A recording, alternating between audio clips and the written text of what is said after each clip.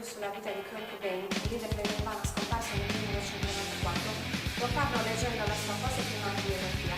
Cobain, prima di Charles Cross, che l'ha definito l'ultimo eroe del rock.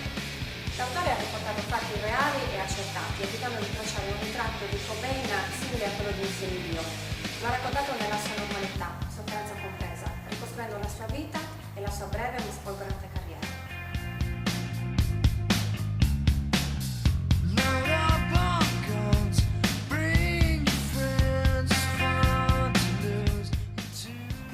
Con una spiccata vocazione artistica, dipinge e tiene costantemente un diario in cui annota i suoi pensieri, il risultato di una vita non facile, fatta di immaginazione familiare, rifiuto delle convenzioni, problemi di salute e naturalmente passione anche per la musica.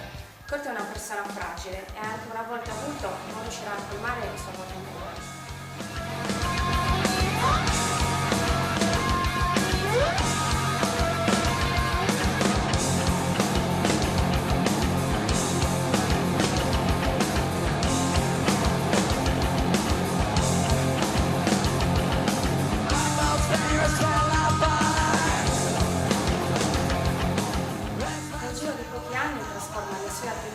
E il suono della sua chitarra, combinato a quello della sua voce, in canzoni di grande successo.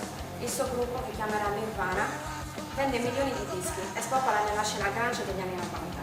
Kurt Cobain è diventato una stella, ma non è un ruolo che gli si addice.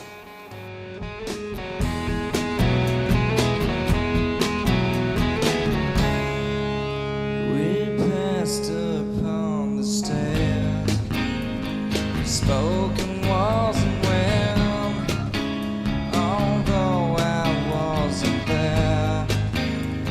Said I was his friend, which came as a surprise.